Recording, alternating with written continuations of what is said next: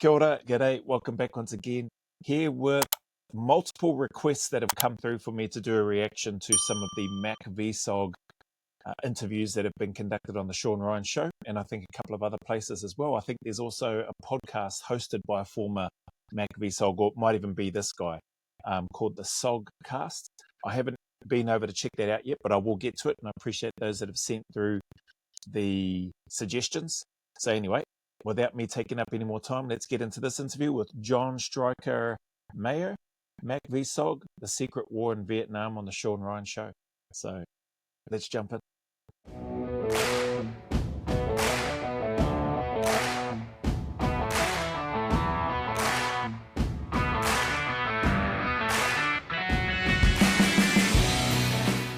For the first time, I can tell you, man, don't feel good about it, but, you know, that's war.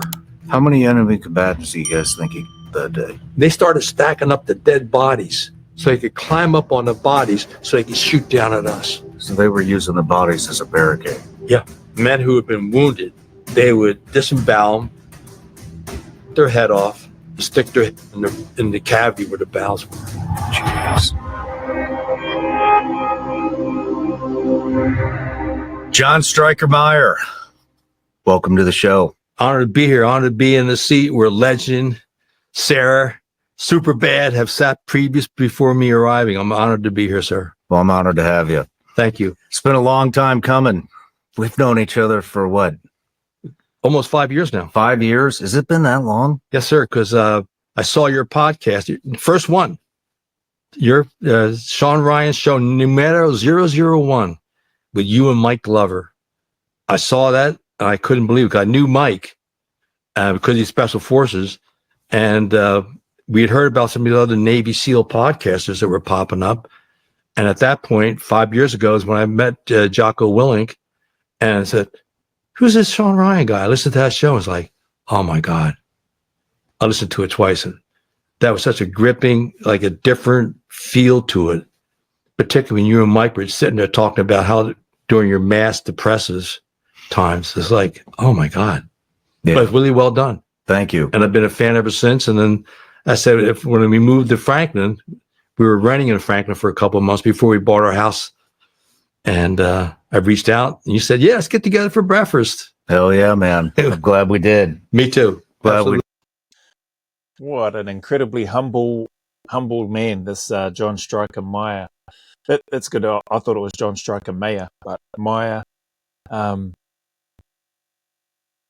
really cool listening to him, listening to the way he speaks, his generation. Yes, sir. Just seems very humble and respectful. For some pretty crazy stories ahead. This is a 4 hour or a little over 4 hour long interview. And just based on some of those snippets at the start of this interview, getting ready to kick into things as Sean usually does, it's there's going to be some hectic experiences shared by this gentleman. So yeah, let's get into it. Good. But yeah, it's an honor to have you here, John. It really is. Oh, well, I've been saving this. I've been saving this opportunity, and so I've really been looking forward to it, and it's going to be a long day. Hope you're ready. I'm up for it. Absolutely. You can, because there's other podcasts, but yours is different, and it's the details. And even like you and I were talking before here about Tyler, and what a great interview. And those kind of interviews, that's what's making the new media today in America. Yeah. People are turning to that for the truth. And then just your interview with Brett. I mean, I just turned it on for a minute and go, oh, this girl, nice young girl. Look at Ryan. He's done this great show here. Brett Cooper. Yeah. Yeah. My God. I know, right? I kept listening to it. Anna's listened to it. 23 years old. Who would have thought? Yeah. And she graduated from high school when she's 15. I barely got out of high school when I was 18. I know, me too. It's kind of like, this young lady is amazing. So you kept listening to the story and what she'd been through. And then when she lands at the Daily Wire, hits the ground running, it's like, but that's the new media. Yeah. Because the old regular media, it's just the majority of them, sad to say, they don't report the facts. Yeah. But, well, John, I'm excited, man. I've been, like I said, I've been wanting to do this for a long time, and I just, We've been busy. yeah, we've been busy, Absolutely. and I wanted to make sure we developed a friendship before we got you in here, and we definitely did that. We absolutely did, sir. But so I want to. This interview is going to be, it's going to be your life story and all about, growing up, Vietnam, post-service, journalism. We're going to hit all of it. And but also in this interview, I'd like to get a couple of history lessons. Sure. So I'd like to get, some history about Vietnam and some history about MACV-SOG. And because a lot of people listening, including myself, we don't know a lot about that war, what it was about. And there aren't a hell of a lot of people who know about MACV-SOG. So, well, yeah, I mean, look at today, they do these on the street interviews. mm-hmm. When they interview the young Americans, majority of them don't know who was in the North and the South in our American Civil War. They don't even know that, let alone North Vietnam and South Vietnam, what the difference was or what side we were on. And nobody gets the truth about the harsh realities of communism and anybody that linked themselves to communism that you've seen today with Sarah and her people. There are different brands, different names of repression and taking away people's rights. But they're all the same. And thankfully you got people out here talking about those things. That's why I'm honored to be here. Man, this guy is sharp, just listening to him. And again, already right from the jump of Sean's show, he just allows his guests to speak for as long as they like about whatever it is that they've got on their mind. And I really, really enjoy that about Sean's podcast. Thank you. Absolutely. Well, everybody starts off with an introduction. So, John Stryker Meyer, you are a U.S. Army Special Forces Green Beret veteran who served in Covert Military Assistance Command, Vietnam. Studies in Observation Group MACV-SOG, or simply SOG, during the Vietnam War, running dangerous top-secret missions in North Vietnam, Laos, and Cambodia. Missions that you were unable to talk about for 20 years. You're the recipient of 2 Bronze Stars with V devices, a Purple Heart, an Air Medal, the Combat Infantry Badge, U.S. and Vietnamese Parachutist Badge, Vietnamese Gallantry Cross with Palm, among others. You completed your college education at Trenton State College after returning from Vietnam and worked as a journalist until 2008. You're the author of Across the Fence, The Secret War in Vietnam, and co-author of On the Ground, The Secret War in Vietnam in SOG Chronicles, sharing your firsthand experiences and those of your fellow Green Berets. You are a host of the podcast SOG Cast, where you delve into untold stories of SOG combat veterans, as well as some of the heroic aviators who supported Green Beret teams on the ground across the fence behind enemy lines. And more important than all of that, you're a husband to Anna of over 30 years, whom you have had 5 children, and most importantly, you're a Christian. Amen. Welcome to the show. Well, thank you. Again, it's an honor to be here, sir. But, everybody starts off. A heck of a resume there with regards to John Stryker Meyer. The name Stryker just stands out more. With a gift, John. Oh, indeed. Let me guess. I hope it's legal in 50 states. Even you. Is it legal in all 50 states? I don't know. I don't know. I think so, but with RFK in the House, then indeed. They're probably going to be illegal here any day. But Vigilance League gummy bears, I do believe they are still legal in all 50 states. Very good. If they are, I could take it. Made here in the U.S. But sir, because we're here in a gift exchange mode, I have for you a special gift that I brought today. I'm a member of the Special Operations Association, and last year we had our 48th reunion where we celebrated the 60th year since the Secret War was founded. MACV-SOG, the Military Assistance Command, Studies and Observations Group was founded and started in 1964. Last year was the 60th anniversary. And on that coin, there is that picture on the back of a helicopter, which is from my personal time, which was Echo 4. We had a target. We had been in contact for 4 hours. The South Vietnamese helicopter pilot, Captain Tin, flew in, hovered for 10 minutes while we struggled through elephant grass to get to the helicopter. He pulled us out, and that helicopter had 48 bullet holes in it. Wow. And he got us back. We get back to our base at FOB-1 in Phu. I go up, climb up, say, "You saved our ass. Thank you. Come on into the club. I want to buy you a drink." He goes, "I'm sorry, I'm flying home. My wife is holding dinner for me." Oh, yeah. Damn. Yes, sir. Man, this has my favorite saying of all time on here. You have never lived until you've almost died. For those who fought for it, life has a special flavor that the protected will never know. Amen. Wow, powerful words, man. Far out. It's yeah. For those that have served in the military, I've been in, like, just hearing at the start and imagining what this guy, Mr. Meyer, has been through. There's no way I've been through anything even remotely close to what he's been through.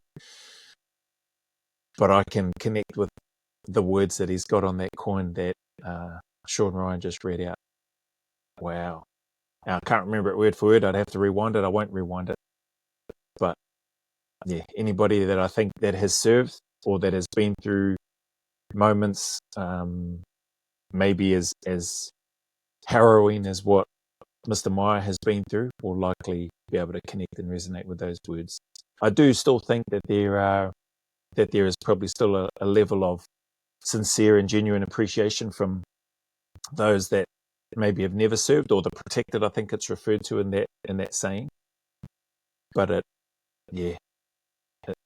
it would 100% hit different, especially for those that have been in a heck of a lot more or been in things similar to what John Meyer has been through. Man. That quote was written on the wall when I got to Afghanistan. Really? For the first time in the hooch that we were staying at. And I took a picture of it, and still to this day, it's my favorite quote. When I first got to Phu in 1968, if you're really a cool Green Beret, you got a Zippo cigarette lighter. And I have that on my official FOB-1 cigarette lighter. That saying is on it. Oh, man. Absolutely.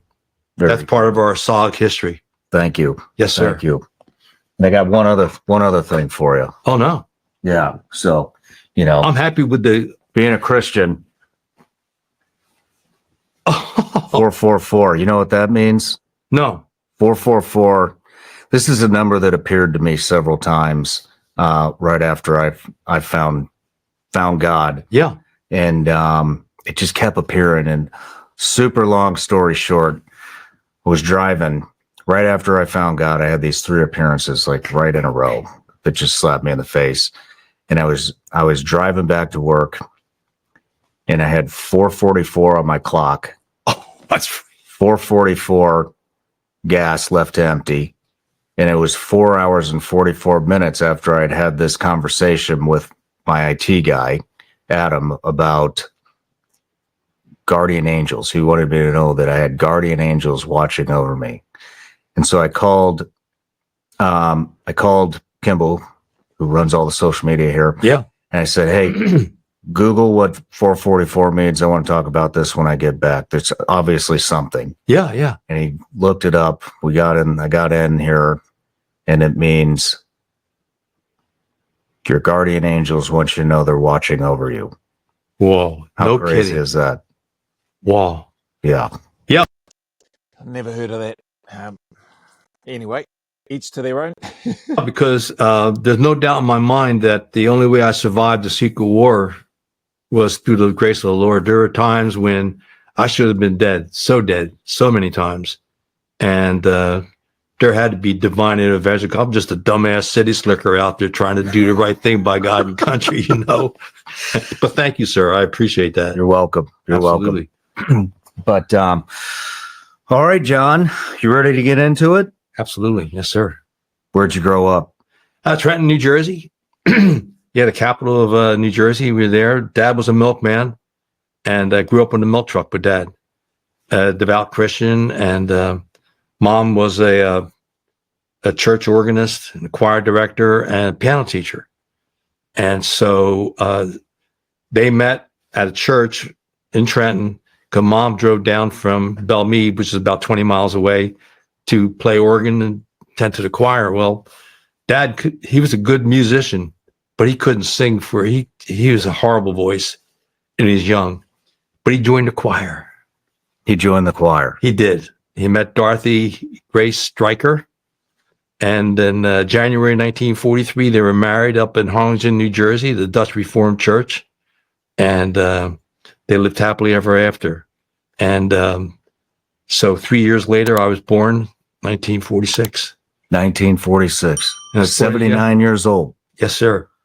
And grew up on a milk truck with Dad, watched him. And we had common interest in baseball because that was the sport then. And we'd have our catches and worked a lot at church. We had a church community there and just grew up there, you know, every Sunday. In the early days, Dad delivered milk 7 days a week. So on Sundays, we'd get up, do the milk route, change, get to church on time. Wow. Absolutely. Any brothers and sisters? Yeah. We have, I got a younger sister, Linda. She's up there in Lakewood, Colorado. And a little brother, Dave, and he's in Aurora, Colorado. They both went west from Trenton many years ago, but they love it out there.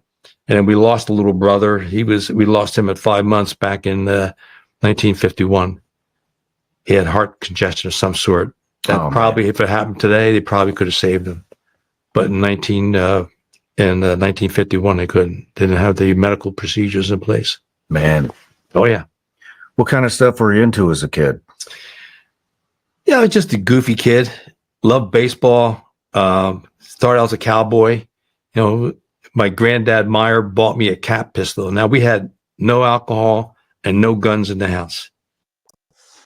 I just really enjoy the simplicity of this guy's, what it sounds like, the simplicity of his life. Obviously work and stuff in there, his dad being a milkman and him doing the work and stuff with his dad. But it just sounds really pleasant, simple. No doubt he would have, you know, it just sounds like he's starting to describe it now, a bit of a goofy kid. But yeah, there's just something about that time, that generation, which I can't help but feel like that type of living would have a really good and positive effect on younger ones today. That's just my take anyway. And when Granddad Meyer bought me a cap pistol, there were some issues. But Granddad pulled rank on Mom for the one time that I ever saw him do it. And she let me bring the cap pistol in the house. So we played Cowboys and Indians, went to play Little League ball. I was never the brightest student in school, but usually could get it done well enough to get through the grade, get promoted to the next grade. Played piano. We had a. You play piano? Yeah, I could read music before I could read words. Because you think about it, with music, you only have 8 letters, A through G. The damn alphabet's got 26 letters, man. In kindergarten, that gets really rough. I could read music before I read words. You still play? I'm rusty, but yes, my mom gave me her Steinway, so I go up there and tickle the ivories once in a while. I'll bet Anna loves that. Oh, she does, absolutely. Yes, she's my biggest fan, and we have stories about that. Like the first serious date we had, I took her back to my house and cooked dinner and stuff. I took her into the living room and I turned the light out. She's like, "Oh my God, what's going to happen? I'm here with this Green Beret." She's apprehensive, but I played Chopin for her. Wow. And I figured this woman is such a classic. If there's any way, if she likes classic music, I can use this to try to gain her hand in marriage someday. That's cool, man. What an awesome story. A through G, that's 7 letters. I think he said 8, or maybe he said 7. I must have misheard. Not that I'm no muso anyway, but very cool to set all of that up, and then what do you say? Tickle the ivories, and look to woo her, I guess is the term. And yeah, sounds like she liked it. So it's pretty cool. And I also like how he mentioned the I think he's talking about his parents, the happily ever after piece, his mum and dad meeting and going from there. A few younger siblings, tragic loss of a younger brother. It sounds like, I think he mentioned, but yeah, that's life, eh? And he just 79 years old at the time of this video. So I don't know. I should have had a look at how long ago this interview was done, but obviously he'll be in his 80s now and looks sharp, looks fit, looks healthy, and yeah, which is just very cool to see. And just imagining, what he's seen, what he's been through, and the experiences that he'll no doubt share for our benefit here, and for anybody else that might take the time to have a listen to his story. And the rest is history, brother. It worked. It did. It worked. Thank God you like Chopin. What else were you into? Were you a troublemaker? A little bit. Yeah. No, but again, growing up in the church like that, and mom and dad were pretty close reins on us.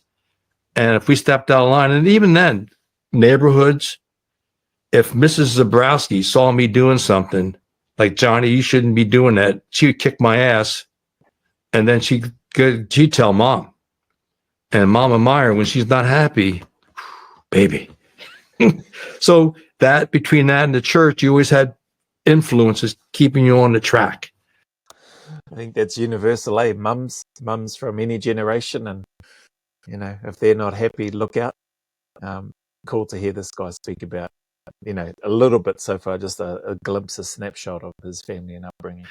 And by the time I got to high school, I was in the marching band for a year. We had vocal groups. I was involved with that. Played JV soccer, and Dad didn't want me to play football. He's worried about my knees, and because I'd hurt my knee playing soccer in 8th grade. But I finally played football my senior year with Elvin Bethia, a couple other people, and my high school quarterback, as it turns out, Hal Krosky, was he went MIA on a mission in Cambodia in February of 1969. Wow. So every February comes around, I think of my quarterback.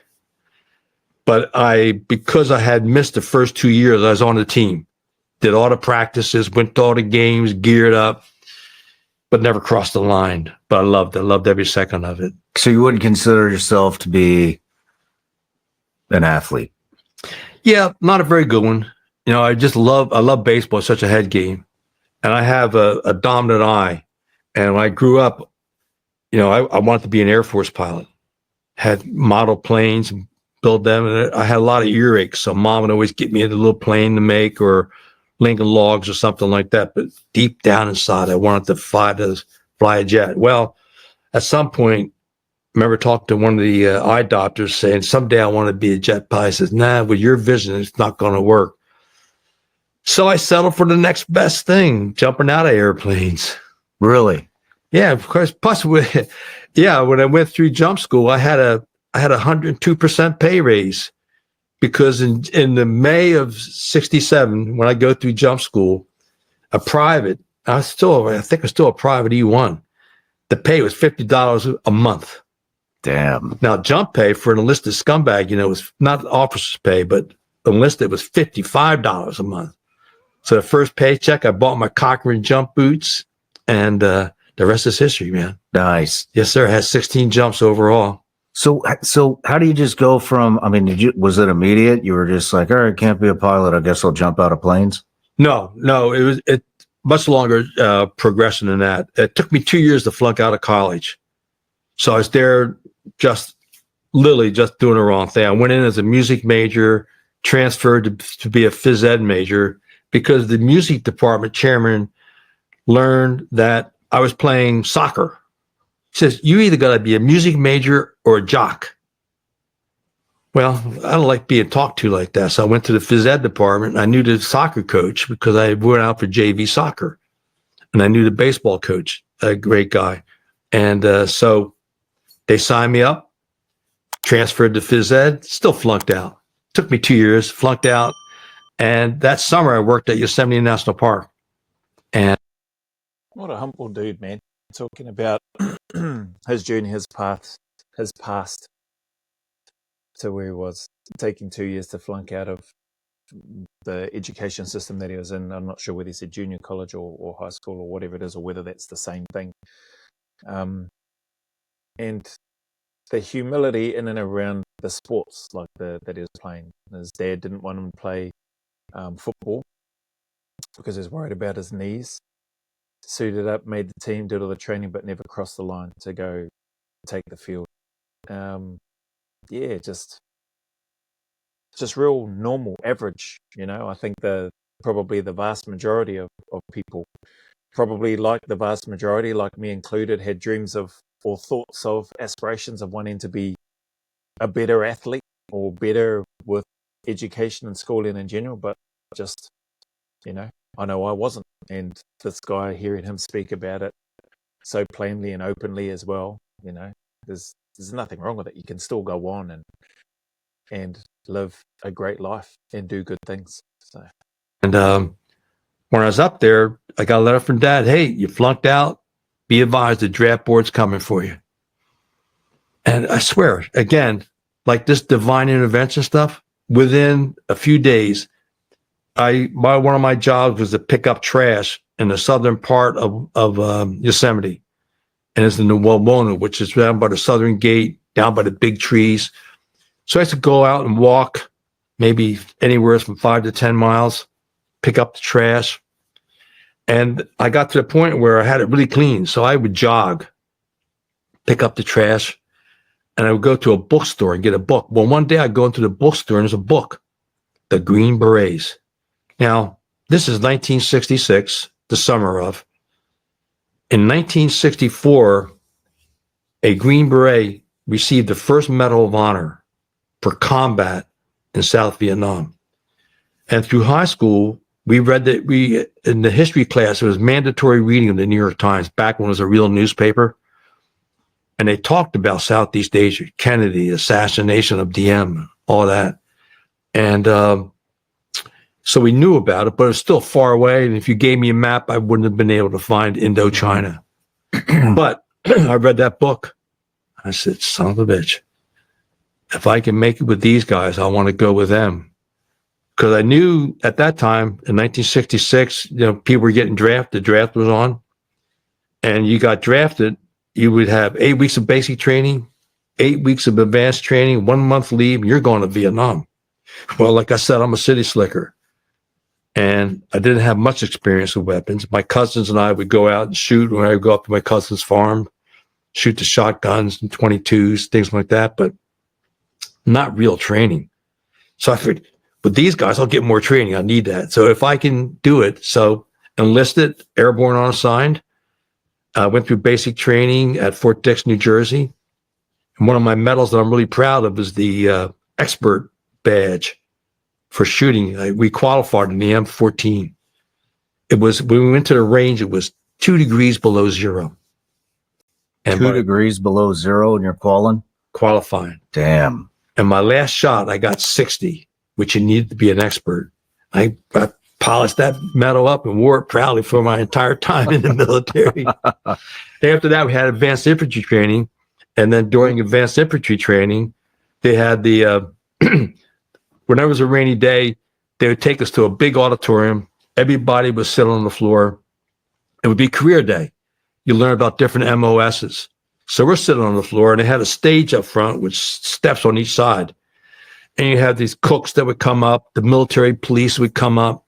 And the cooks are like, hey, man, come with us. You'll never be hungry. Okay, but none of those guys were in shape. And other people, Signal Corps came in, crypto people came in. The very last guy was a Green Beret, a little tough guy. And it was raining. That's why we're inside. We're all sitting on the floor. He comes up, walks through us, did a vertical jump on the stage, turned around and goes, I'm here for Special Forces. I'm a recruiter. Anybody interested, see me. Anybody here interested? Well, I jumped off the floor. I read the book. Me and about 4 or 5 other guys. And I'm looking around like hundreds of people are sitting on their ass. Said, you guys are going to go to Vietnam in a couple of months. Oh, if I can get in with these guys, I want to get some more training. So yeah, that was it. Went down, did the psychological tests, and passed all the tests, the physical stuff. And how tough was it? How tough was the physical test? For me, not tough, but I was in good shape for running, swimming. I could swim enough to survive. Not like SEAL swimming, but just enough to get that old side. If worst comes to worst, hit the side stroke and just go till the cows come home, you know? What was the psychological test like back then? I don't know. It wasn't too bad. You kind of figure there's a couple, they're trying to lead you a certain way. So you want to answer, just make sure you're right. Well, anyway, whatever it was. Fuzzy bunnies. That's what I tell everybody when they're getting ready to take the psych test. Just think fuzzy bunnies. Yeah. Holy heck, I've just seen the time here. I'm going to pause this one here. Yeah, I would. It's the same. I'd love to.